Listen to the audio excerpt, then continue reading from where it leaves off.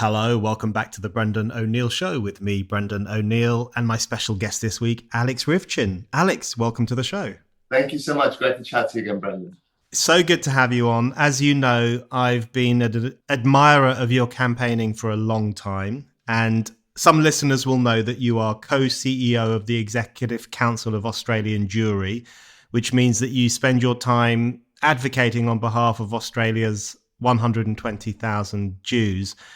And that means that over the past 16 or 17 months, you've found yourself at the front line of a really sometimes quite ugly battle, because Australia, like other Western countries, has found itself in the grip of a kind of Israelophobia and outright anti-Semitism since the events of 7th of October 2023. So to kick us off, I guess I just want to ask you about how bad things have got in Australia. What is it like to be a Jew in Australia right now? Well, the very first thing I have to say, Brendan, is that the admiration is very mutual.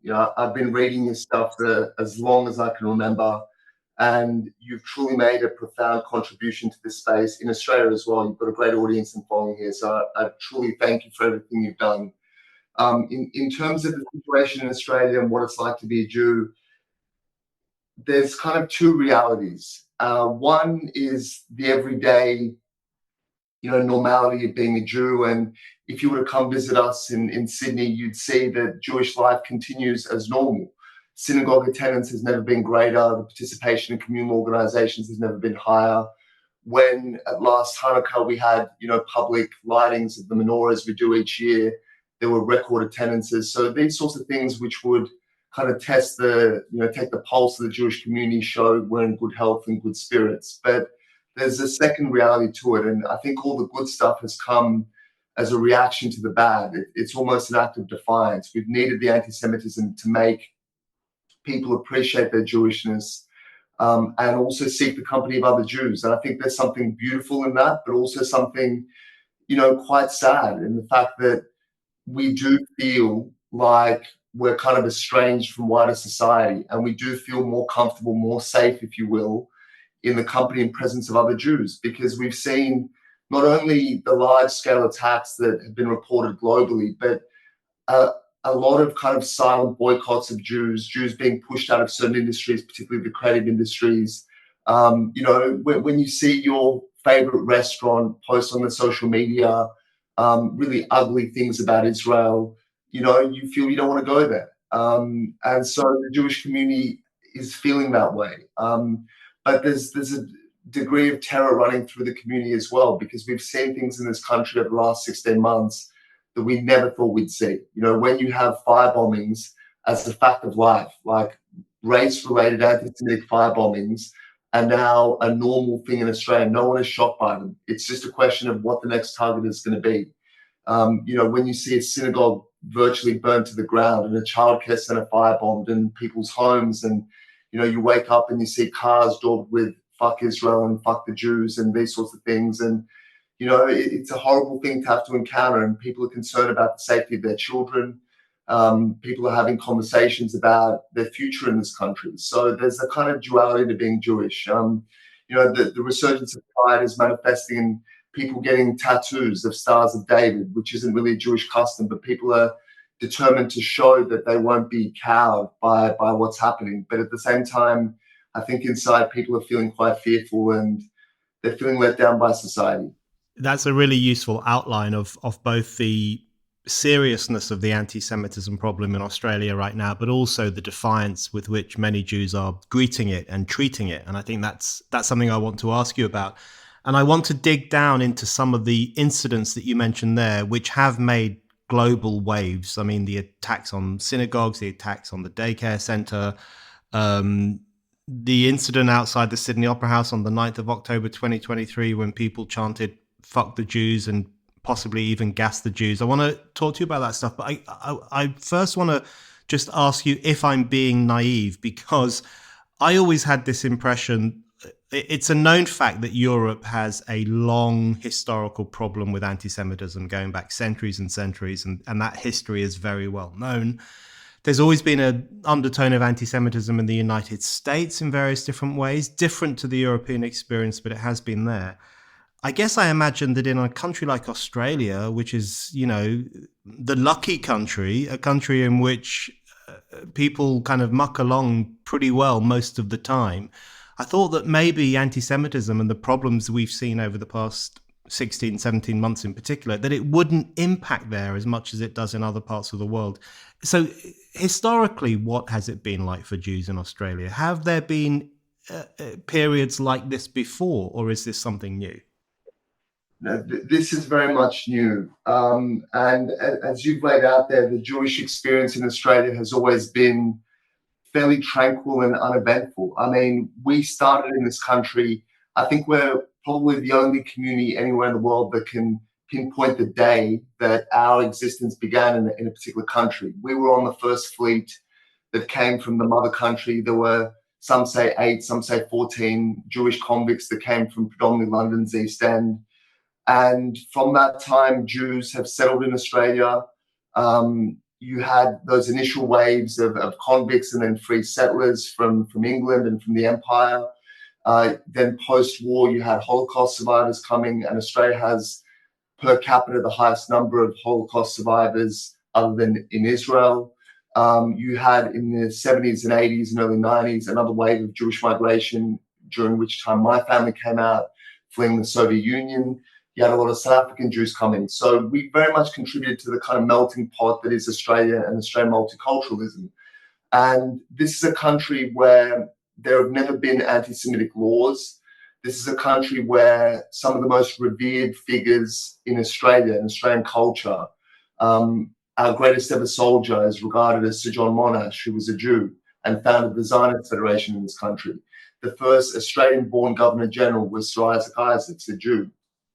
And all the way through, when you look at the arts and business and the professions and academia and the sciences, there's so much Jewish contribution.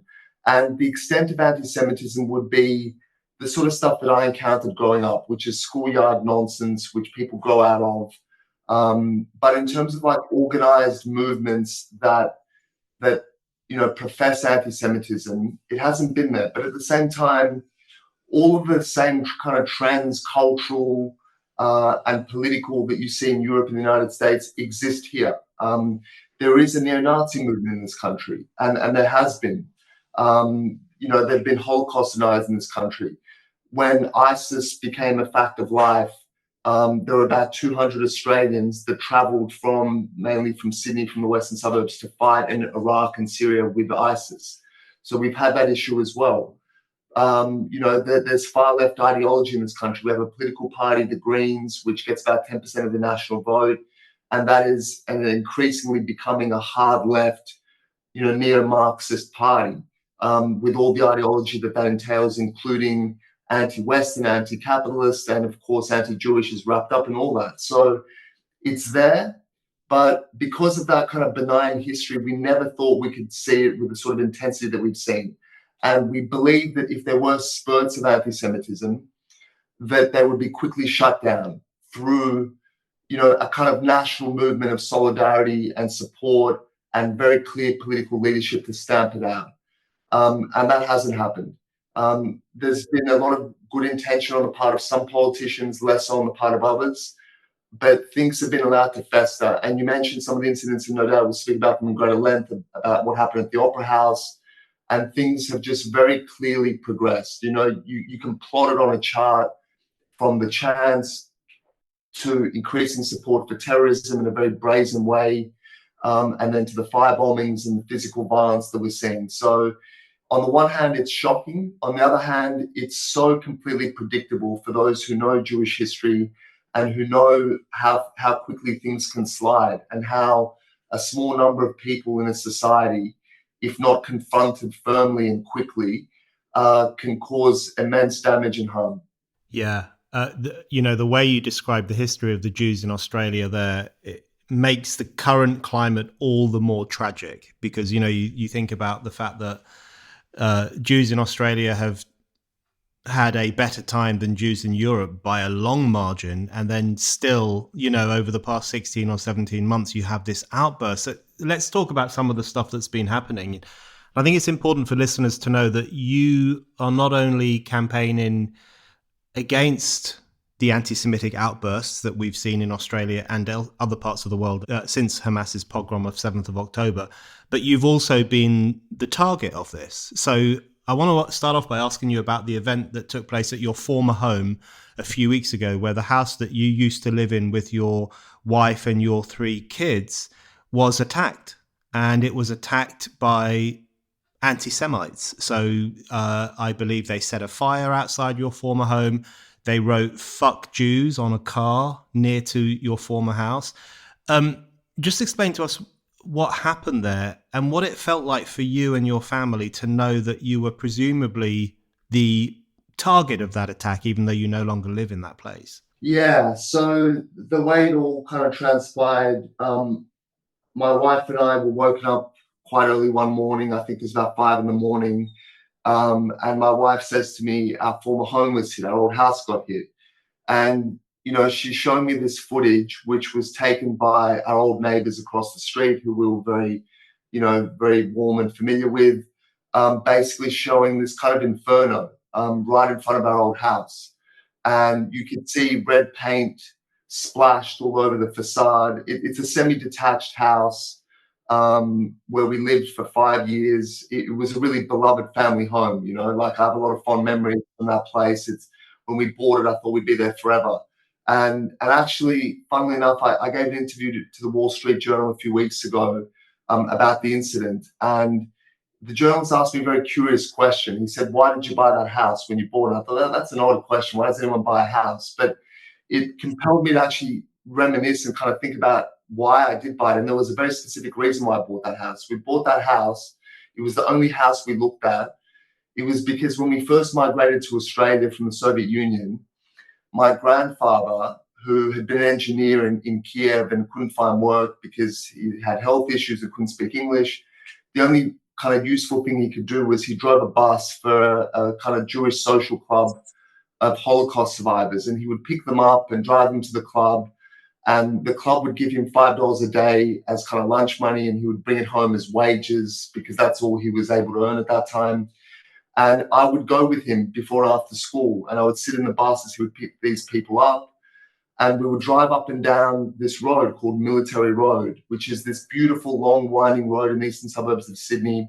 And on one side of it, you can see views of Sydney Harbour. On the other side, you've got the Pacific Ocean, and it winds all the way down to Bondi Beach. And we would drive up and down that road. And I just remember my grandfather, how he would look at that road and look at the houses. And to him, it was like a utopia. It was everything that he knew he personally would never have, but that he thought that he could create and enable me and my now late brother to have as free people, free from discrimination in Australia.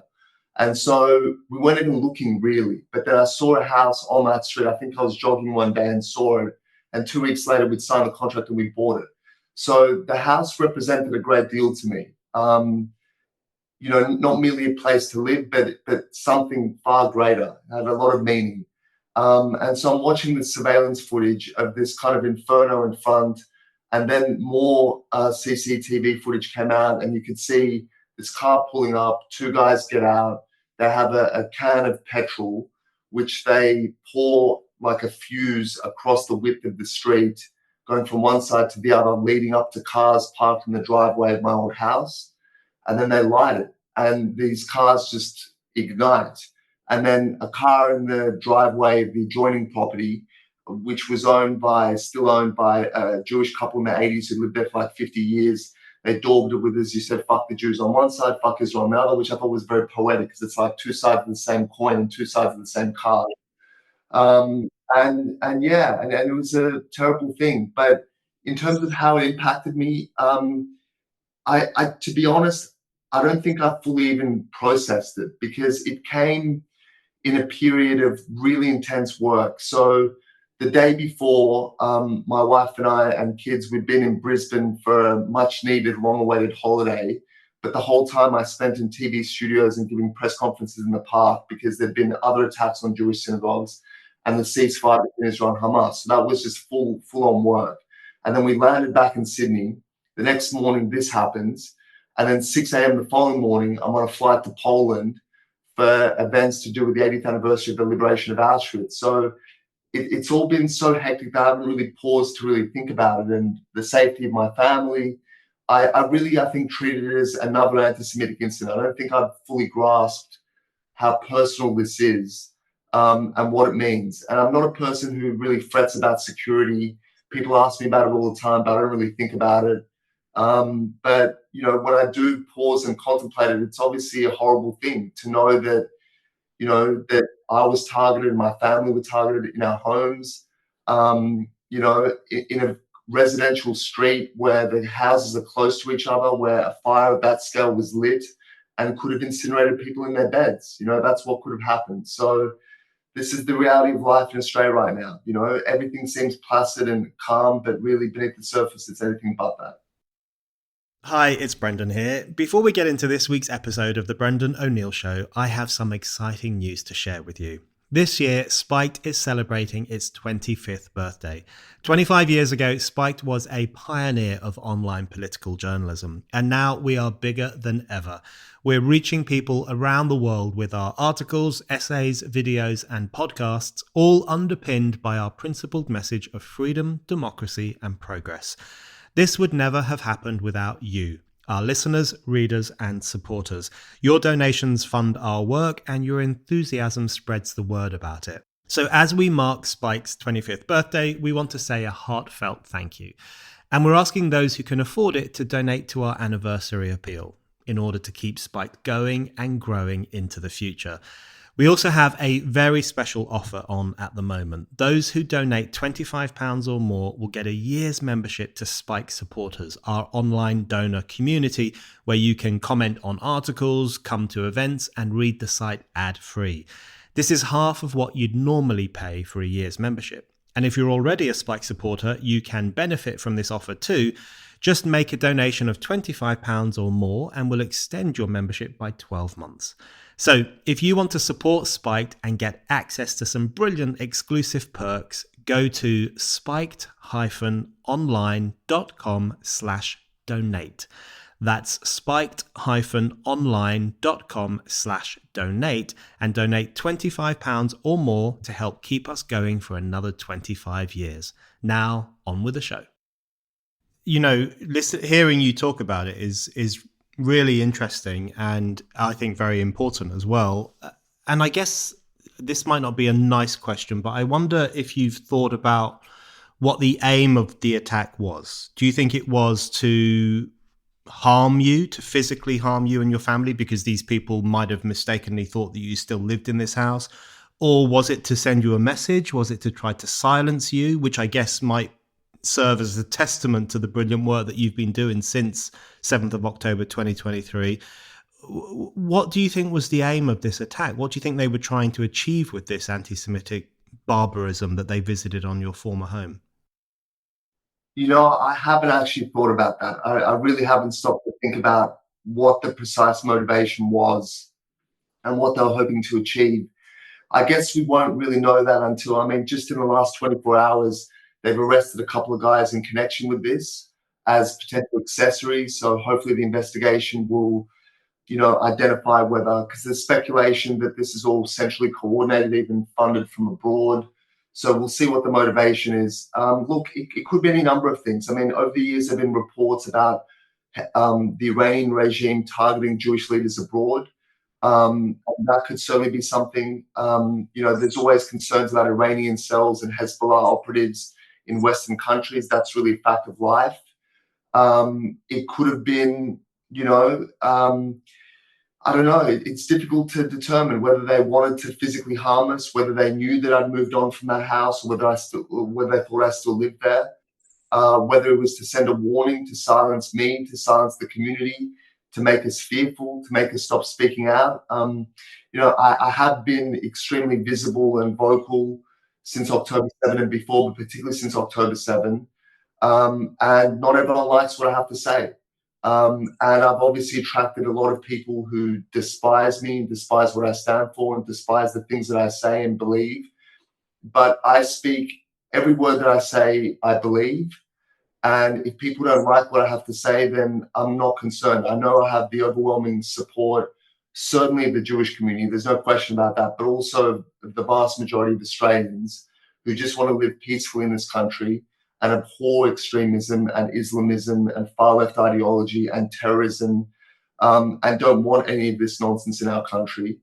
And if their attempt was to silence me, they failed dismally. I can tell you that. Yeah, absolutely. And you have been very visible since 7th of October and before it, of course. And I think you've played an incredibly important role in reminding people of the values of Australia and the values of the West more broadly against these mobs who have risen up against the Jews and who are expressing this extreme hostility towards Israel. I want to take you back to the first incident that made me think, oh God, it's happening in Australia as well, which is what happened outside the Sydney Opera House on the 9th of October. I think less than 48 hours after Hamas's pogrom. And there was a gathering of about 1,000 people, so-called pro-Palestine activists. There were radical Islamists there, various groups of people, and they chanted, "Fuck the Jews." There is some suspicion that they also said "gas the Jews," but other people are saying they said "where are the Jews?" I'm an old-fashioned person who thinks that any menacing chant about the Jews is a bad thing to do, regardless of what the actual content is. But that event sent shockwaves around the world. I mean, we saw something similar in London, where there was a gathering outside the Israeli embassy on 9th of October as well. And it was essentially a celebration of what Hamas had done. People were playing pop music, they were dancing, they were waving the Palestine flag. It was a celebration of the pogrom. And we saw similar incidents in the US as well, where very early on, before Israel had even properly responded to Hamas's attack, people were essentially celebrating Hamas's evil deeds. But to see it outside the Sydney Opera House at Sydney Harbour, what I've always considered one of the most beautiful and civilized places in the world, that felt genuinely shocking. And for you, and I guess for the Jewish community in Australia, was that an early sign, do you think, of how bad things could potentially get in the aftermath of 7th of October? Yeah, it really was. And it revealed so many elements of what was to come. But actually, there was an incident before even what happened at the Opera House steps on October 9th that showed us that things could get really nasty. So the previous day, October 8th our time, when the full news of what had transpired in Israel hadn't even really come out, when Hamas was still in southern Israel, in some of the kibbutzim there. But it was known that something horrendous and unprecedented had happened, mass slaughter. We'd seen the footage of, the Bibas family. We'd seen the footage of Shani Look and her broken body being paraded through the streets of Gaza as people spat at her and hit her with sticks. We saw images of Naam 11 being dragged by her hair in her bloody tracky pants into captivity.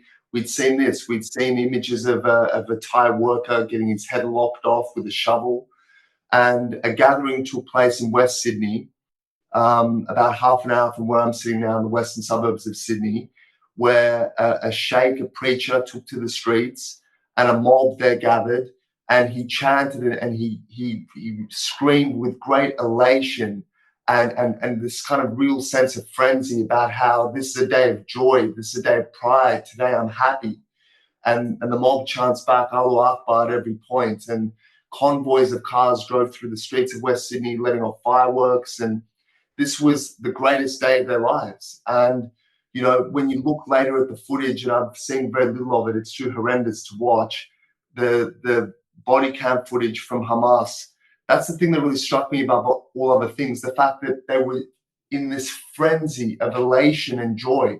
This day of rape and killing and looting and destruction, just pure destruction, was the greatest thing they'd ever experienced. And that was the mood in West Sydney on that day. And so the following day, as you described, Brendan, there was a gathering, a pro-Palestinian gathering there, and a part of it kind of peeled off, and you had probably 50 or so, maybe 100 youths, heads covered, faces covered, so they couldn't be identified. And they were chanting these things. And the things that ensued from that really showed us that we're in some trouble here. Because again, it was such an outrage for it to occur at all, and to occur at the Opera House, which was a national disgrace broadcast throughout the world. And we thought that it would stop there. But several things happened which showed us that things are going to get really nasty. The first thing was the police, who don't like this stuff, don't want this stuff, but didn't really know. They were kind of paralyzed. They didn't know what to do. And one Jew had defied police and government recommendations to not go anywhere near the area, which in itself is a travesty. The fact that Jews were locked out of our own CBD area and told not to go there when a mob was rampant. They controlled the area, but the Jews couldn't go there. And one Jew went there with an Israeli flag, and he was quickly detained and hauled away. And from a policing point of view, I understand why, because when you have a mob like that, anything can happen. And it's easy to remove the one Jew who will be the victim of the mob rather than the mob itself. But it also sent a signal that the mob will be left alone, that they're entitled to do what they're doing. And the second thing that really disturbed me about that whole incident was you spoke about the things that were chanted. So originally it was reported that they were chanting "Gas the Jews." Other thing, they were definitely chanting "F the Jews." No one questioned that. They were chanting the medieval battle cry of "Khyber, Khyber, O Jews, the armies of Muhammad are coming." So you can chant the battle cries, which mean killing Jews. You can chant "F the Jews," but part of the press, the activist hard left press, got bogged down deliberately on whether "Gas the Jews" was actually chanted. And the reason why they did that was because it was a way to sow doubt, to say that don't trust the claims of the Jewish community about anti-Semitism. They're misleading you. They're deceiving you. And ever since that time, every time there's been an attack, including the attack on my former home, you see, and even from relatively mainstream characters, talk about a false flag, an inside job, the same sort of pathology that causes people to question the Holocaust, or to say that Israel killed its own people on October 7 and the whole thing was planned to justify genocide. That same psyche is on display all the time here in Australia. And again, I think the starting point was the reaction to what happened on the steps of the Opera House on October 9. That's such an important point, because I was going to ask you about the response to what happened on the 9th of October, because in some ways that terrified me even more than the event itself. And similarly in the UK, when I saw people celebrating the pogrom outside the Israeli embassy, that was a horrifying image, but it was the lack of anger about it and the lack of commentary about it that chilled me even more. So when I was following these events in Australia and I was watching them on the news and reading about them in the press, the thing that really chilled me to my bones was the fact, anti-Semites are going to be anti-Semitic. That's a given, and it's a tragic given, but that is what they're going to do. They're going to gather in public and say anti-Semitic things. But the refusal, the flat-out refusal or the unwillingness of the left and other sections of polite society to very loudly condemn those actions, that was one of the most worrying things, because I think that pointed to where things were going to go, which is not only that we would see a minority of vocal anti-Semites on the streets, but also that we would see a betrayal of the Jews by the opinion-forming classes. So what did you make of the response to the events outside the Sydney Opera House? Obviously there was official condemnation, as there should be, but it felt like there wasn't the kind of anger that one would expect in response to such an act of virulent racism against Jewish people. I think that's right. And again, to refer to the incident the day before on the streets of Western Sydney, that occurred within the electorate of a very senior government minister who now holds the portfolios of, interestingly, multiculturalism, immigration, and also home affairs. And it took him weeks to condemn that, and under duress and a lot of political pressure. And again, that showed us we're not in good shape here. We don't have a political leadership that is strong enough to recognize what's happening, where it's going to go, and what they need to do. And you also contrast that, we periodically have in this country, and it's happening more and more because they sense the opportunity, gatherings of out-and-out neo-Nazis on our streets. And you contrast the reaction to that with the mob at the steps of the Opera House. And both were obviously anti-Semitic. No reasonable person could deny or question that. But when it's neo-Nazis, no one takes them seriously. Everyone condemns it with no political loss or implications, and therefore they are isolated, and their influence is not really able to grow or to kind of seep into mainstream Australia. But when a mob subscribes not to neo-Nazi ideology, but to a different ideology, but still expresses desire to kill Jews and relive glory days of the death of Jews, if not the Holocaust, then Khyber, whatever, as though there's a difference, that still chants these things about Jews. But because it happens with a Palestinian flag being waved, or through the prism of Israel and some connection to it, suddenly it's complicated. Suddenly we shouldn't take sides, or there's nuance, or there's context, or there's history, and it's not condemned. And so the very clear message that's sent is that this is permissible. This form of expression of anti-Semitism is okay. And so it continues, and it continued with no police implications and no social ramifications, which I think is probably greater. The fact that there's no price socially or professionally or in one's interactions to be paid when being an anti-Semite. As long as you wave a Palestinian flag or have a watermelon icon, suddenly it's all good. Suddenly you're a human rights activist. Yeah, I couldn't agree more. And we've seen very similar things in Britain and across Europe where, you know, if white neo-Nazis take to the streets and say racist things, and including anti-Semitic things, they are very roundly condemned, as they should be. But if, you know, a multicultural gathering of people waving the Palestine flag takes to the streets and chants for the army of Muhammad to come back and kill the Jews, as I witnessed with my own eyes on the streets of London shortly after 7th of October, that's not condemned as loudly. And in fact, it's often not condemned at all. So there is an extraordinary double standard there. I want to ask you about some of the other events that we've seen in Australia over the past few months. And it's really quite shocking because, you know, there's been a huge spike in anti-Semitism in Europe, including in the UK. In London, there was a 1,350% rise in anti-Semitic attacks after 7th of October. I mean, a really staggering rise in anti-Semitic vandalism, anti-Semitic assaults, various other acts. But I feel like some of the events in Australia have been worse. I think they have been bigger and more terrifying even than some of the stuff we've seen in Britain and other countries in Europe. So synagogues have been attacked in Australia. I mean, and very seriously attacked. So I want to ask you about the Adas Israel Synagogue in Melbourne. Listeners will be familiar with what happened there because it's another incident that made headlines around the world. At the in December last year, the end of last year, this synagogue in Melbourne was doused with flammable liquid and set on fire. And when I saw that, and when I saw the ruins of what was left behind by some of this attack, I remember thinking, how can this be happening in Melbourne in Australia? You know, it almost doesn't compute. You know, if it had happened in somewhere in France, where tragically they have a pretty serious anti-Semitism problem and have had for a long time, it would make a little bit more sense, even though it would be equally as awful. But to see it happening in Melbourne just felt really discombobulating. So what was that like when the Adas Israel Synagogue was burnt with fire? How did that feel for the Jews of Australia? And what do you think that told us about what's happening in Australia right now?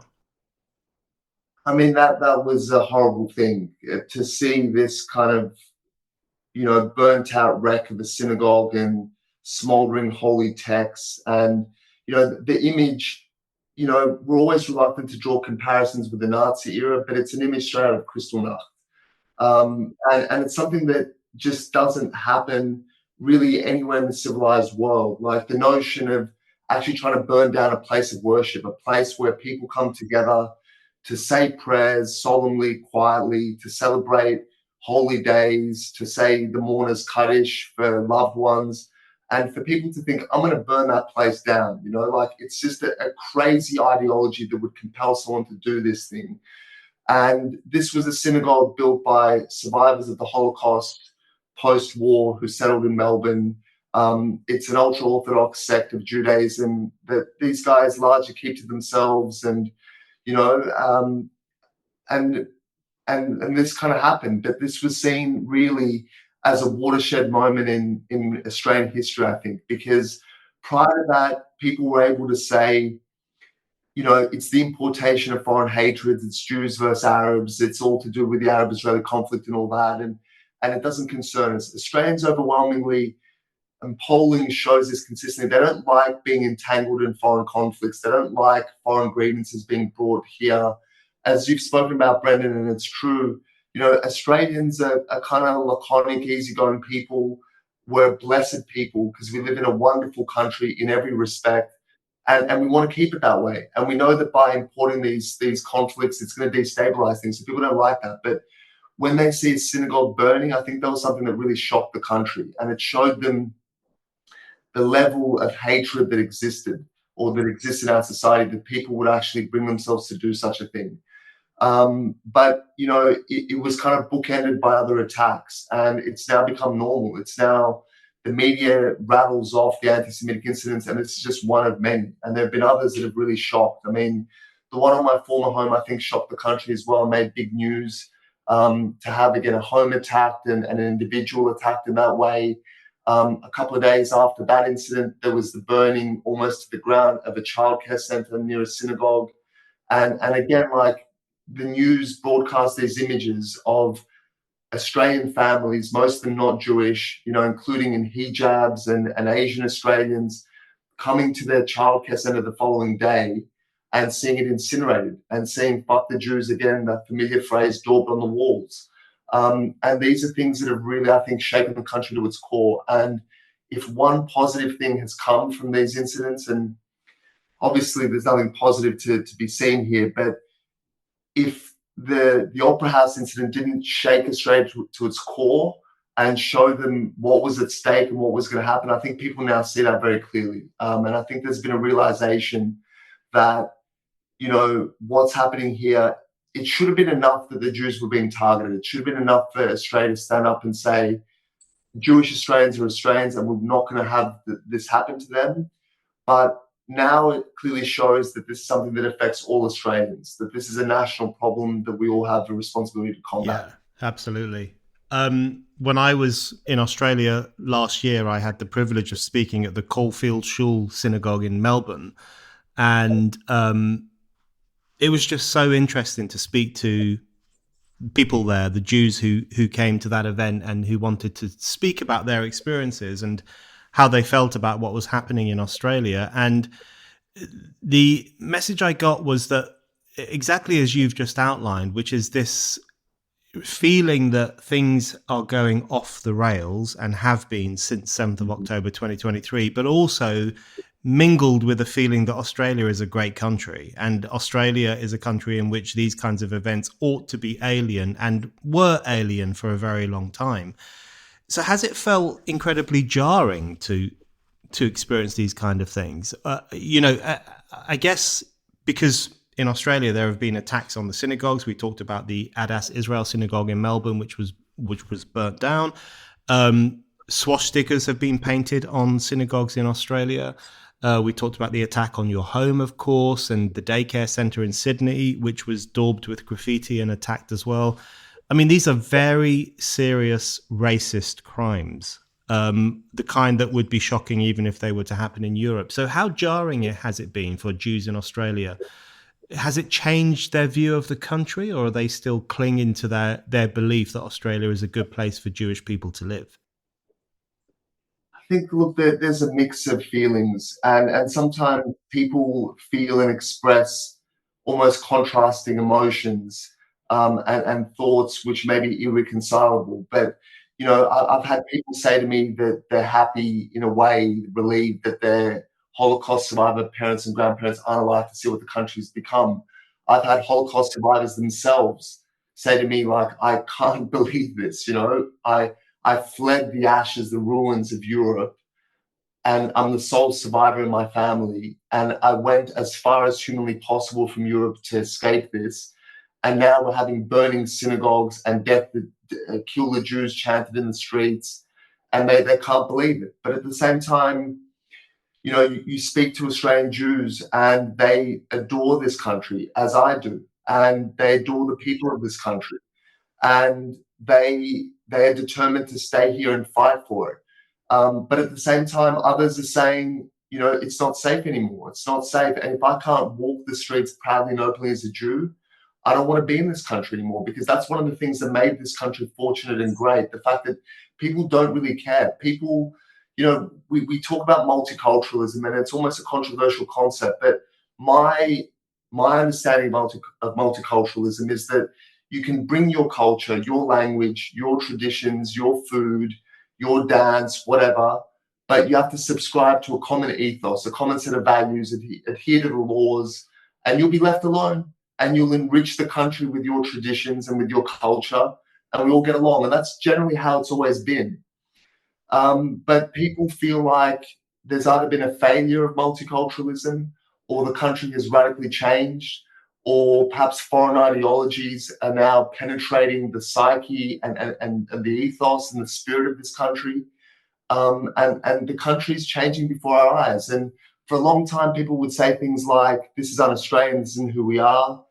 But I've been saying this is exactly who we are, because if this is happening with regularity, not as a one-off, you may like to conceive of yourself as being something better or something different, but ultimately this becomes a part of who you are. Your behavior defines who you are. And this behavior, going back to October 7 and 8 and 9 and the things we spoke about, and the reluctance, the inability of the majority to put an end to this, to speak out against it and say, we're not going to have this here. That shows that there is an element of sloth and indifference in this country that's not a good thing. And it makes it susceptible to extremist ideologies, because the extremists are very determined, as we know. They're very determined to push their ideology to transform the country. And if the majority isn't equally determined to fight for it and keep it as it should be, then that minority prevails. And so there's something that needs to change in this country, that levity, that sense that we're an island so far away from the rest of the world and its problems. That's an illusion, and I think we need to snap out of it. Hi, it's Brendan here. I want to let you know some exciting news. My new book is out now. It's called After the Pogrom, 7th of October, Israel and the Crisis of Civilization, and it's available right now from Amazon. I'm really proud of this book. It is an unflinching account of how the West failed the moral test of 7th of October 2023, which of course is the day that Hamas and other militants invaded Israel and unleashed barbarism. The book documents in chilling detail how activists, academics, and others in the West ended up making excuses for Hamas's violence, ended up taking the side of the pogromists against the pogrom's victims, and ended up, in the process, turning their backs on the values of civilization. The book is fundamentally a call to arms for Western civilization. It makes the case for restoring Enlightenment values and standing with Israel while it's under attack by radical Islamists. I don't know if an author is allowed to describe his own book as essential reading, but I really do think it's essential reading. It's called After the Pogrom, 7th of October, Israel and the Crisis of Civilization, and you can get your copy right now on Amazon. If you want a signed copy of the book, and why wouldn't you, you can get one by donating £50 or more to Spiked. Just go to the Spiked website, look for the donate button, donate today, and you will get a free signed copy of After the Pogrom, 7th of October, Israel and the Crisis of Civilization. Yeah, it's such an important point. So often in history, we see that the silence of the majority can embolden the wicked minority. And I think that's playing out in lots of our countries right now at the moment, sadly. Okay, Alex, I want to ask you about anti-Zionism. This is an issue that you and I have talked about before. And you will know that a lot of people, you mentioned already that the car that was daubed with fuck the Jews on one side and fuck Israel on the other, which to my mind is a perfect distillation of what anti-Zionism is, which is, in my view, it's hatred for the Jews in fancy language, in kind of in a pseudo-political language. But you will know that a lot of the people will say, in response to the kind of points that you've been making for the past 16, 17 months, people will say, a lot of this stuff is not anti-Semitism, it's anti-Zionism. It's anger at Israel's actions. It's anger at Israel's war on Hamas, or its genocide, as they call it. How do you deal with those kinds of arguments? How do you push back against this notion that there are these two very distinct things: anti-Zionism, which is apparently a legitimate political view, and anti-Semitism, which is an illegitimate racial hatred? How do you tease out those kind of differences?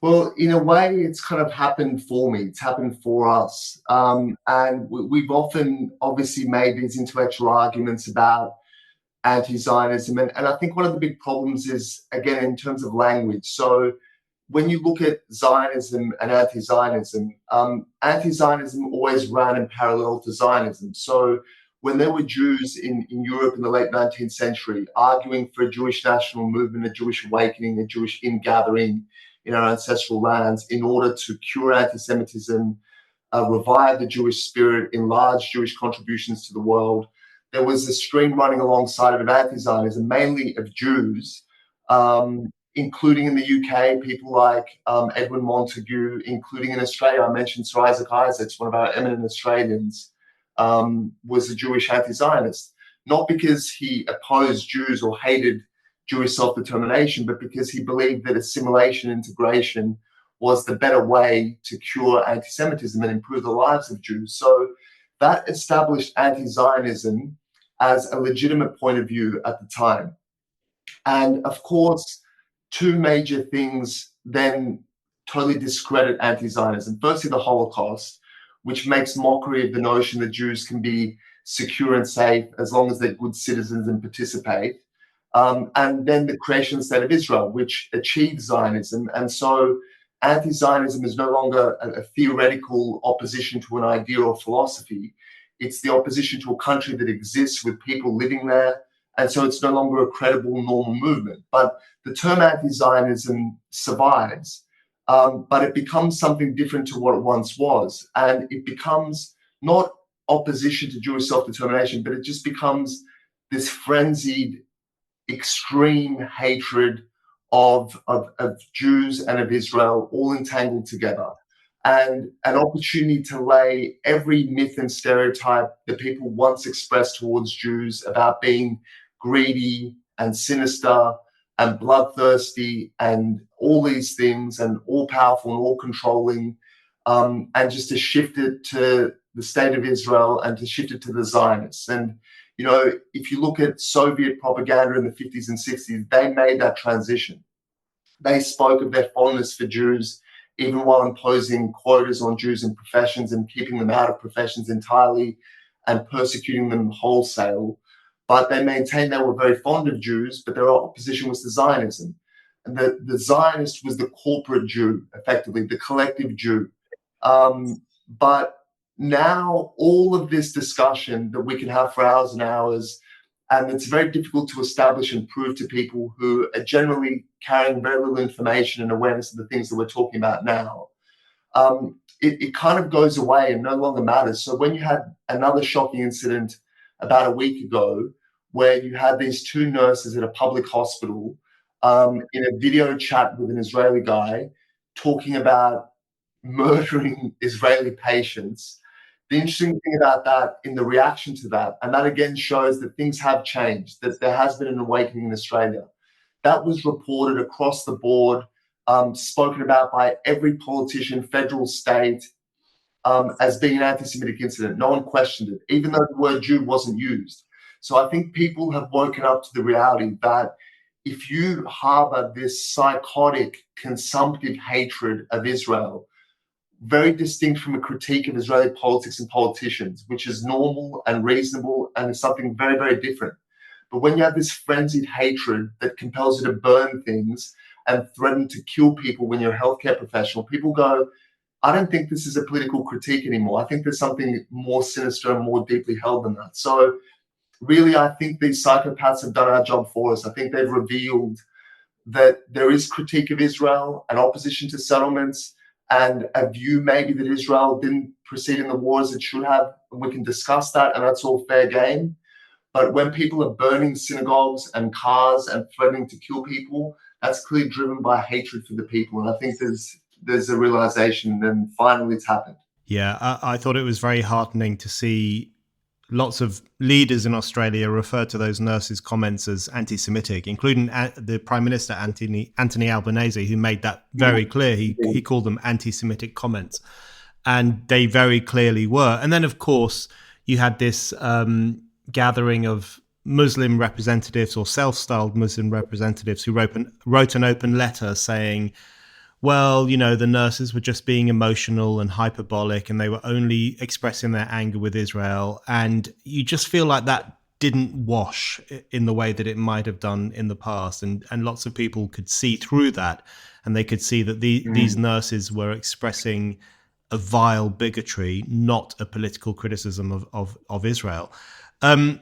I did want to ask you in relation to the Zionist question, and listeners should know that as well as being an advocate for the Jews of Australia, you are also an author. You've written numerous books on the Jewish issue and the Israel issue, including you edited a book called The Anti-Israel Agenda: Inside the Political War on the Jewish State, which is a very fine read, and I highly recommend it, in which you explore the interplay, I guess, between the very palpable hostility towards Israel in much of Western society and the kind of growth of anti-Semitism, or the return of anti-Semitism. I did want to ask you about one incident in particular, because I think it's quite instructive, which was the doxing scandal in Australia in early 2024. So this was when some leftist journalists doxed a group of Jews, Jewish creatives, Jewish activists, Jewish spokespeople who had set up a WhatsApp group after 7th of October in order to talk about things and to get their thoughts together and to put ideas to each other about how they might tackle the problems facing Jewish people. Their names were doxed and their details were put out in public. And as a consequence of that, a lot of these Jewish people received extraordinary levels of abuse. But it was justified by these left-wing journalists and left-wing campaigners. The doxing was justified as an effort to unmask Zionists. That's how they presented it. They were doxing Zionists and exposing these kind of secret, conniving Zionists to the world. I mean, that was a very good example of what you've just been talking about, wasn't it? Where people use the word Zionist when really, a lot of the time, they just mean Jew. Yeah, it was an extraordinary incident, really, because, you know, when the war started, people did what they tend to do, which is form little groups and little WhatsApp chats. And you suddenly had groups like Lawyers for Palestine and Architects for Palestine, and health professionals for Palestine that were, you know, organizing and, you know, trying to drive their agenda in their profession, and try to get their professional bodies to pass resolutions condemning Israel and all that sort of stuff. And the Jewish community did much the same thing. They created their own WhatsApp groups of Lawyers for Israel and Creators for Israel, where, having been in a couple of these before very promptly muting them, there's just a lot of just idle chatter. Oh my God, have you seen this? What are we going to do about that? And it's a place for people to console and vent, and that's it. Nothing untoward, nothing beyond what someone would expect in a chat group like this. But the chat group swelled to about 600 members, and obviously a group of that size, you know, it's not going to be carefully vetted, and there's going to be people with different views there, and people were just dropping their friends or colleagues in that they thought would be interested, and most people, again, were passive. But then a few sinister people joined the group, and then a few what we would call social media influencers, fairly well-known people who publish books and appear on TV and receive public grants and speak at festivals and so forth, decided that they were going to use their enormous platforms, attained in part at the public expense, to expose every one of these people, and not merely expose their names, but expose where they work, in some cases their addresses and phone numbers. And the way they did it was with such sadistic pleasure, you know, where they would post little previews, like this is coming, this is happening. And it just, again, it's that relish of the pogromists, that cackle, that delight in degrading and humiliating people and drawing out their suffering. And they ended up publishing the whole chat. And it led, as you said, to people being extremely fearful for their safety, and the lives of their children. And a lot of people lost work and were quietly or loudly cancelled, and had writing projects terminated and had gigs cancelled and things like that. And it was a horrible thing that transpired. And for me, in my position, a large part of my time around that period was spent consoling and comforting people and just listening to them and trying to tell them it's going to be okay without really knowing if it is going to be okay, because we're in a very uncertain security situation. This is before all the firebombings had started. But we, at that point, didn't quite know how bad things could get and where things could go, and whether people would act on threats, whether people would identify individuals through this docs and try to physically target them. So there was a real degree of terror in the community caused by this. And again, as you spoke about, not only the act itself, which was just inhumane and so clearly driven by this anti-Semitic view that any plurality of Jews must be scheming and acting for some nefarious purpose, and therefore to expose them is the just and right and good and righteous thing to do. But the amount of people that defended them publicly and tried to turn these Jews into villains merely for being in a WhatsApp group with some of their colleagues, it was incredible. It was incredible. And at the same time, the fact that the Palestinian supporters were doing literally the exact same thing, and that was fine.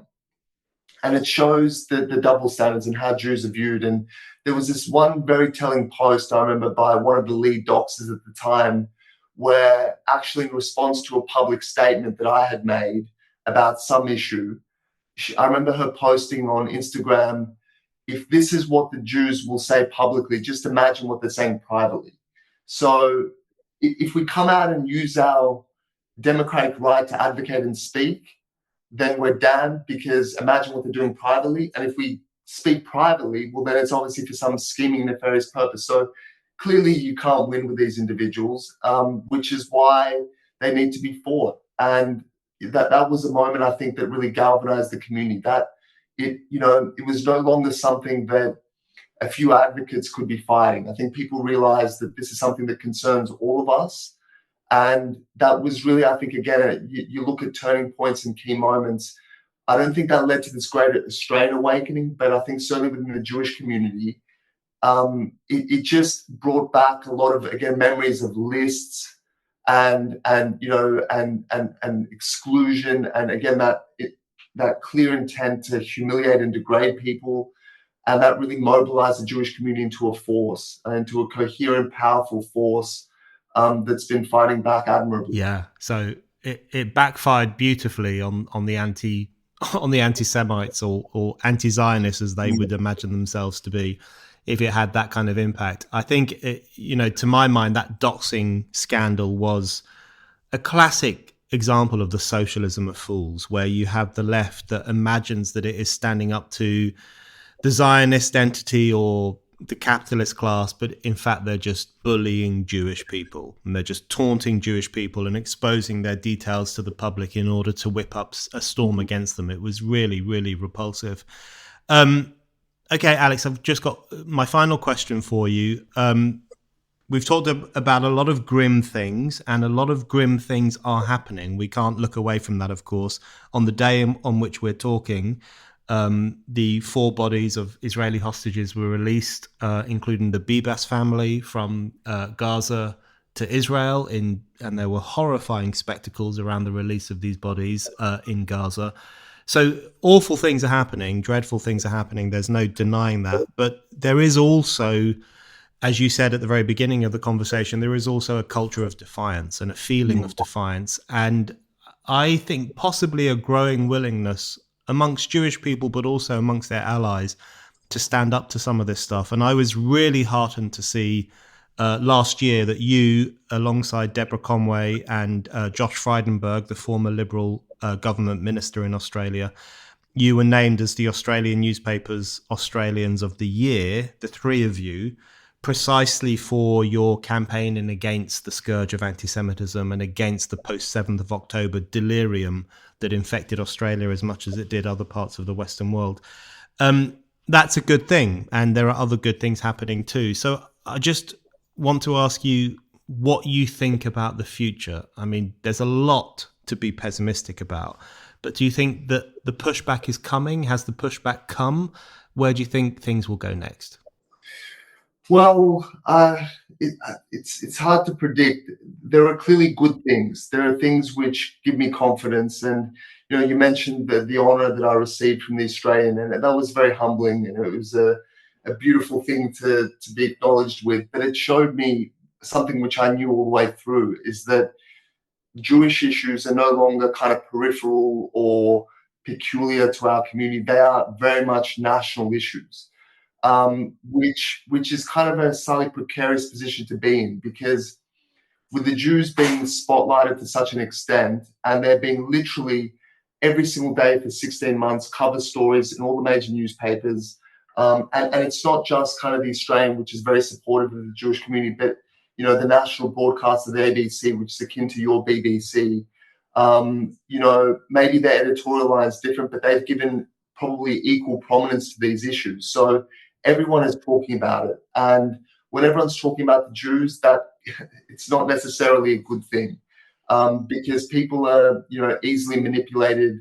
There's an ingrained, I think, bias based on centuries of indoctrination and subtle conspiracy theories that have been spread through society. So I think it's a slightly dangerous thing, but at the same time, we've been given a platform where we can speak, we can show who we are, what our values are, and that we're proud Australians, and I value that opportunity. So I think that's a good thing.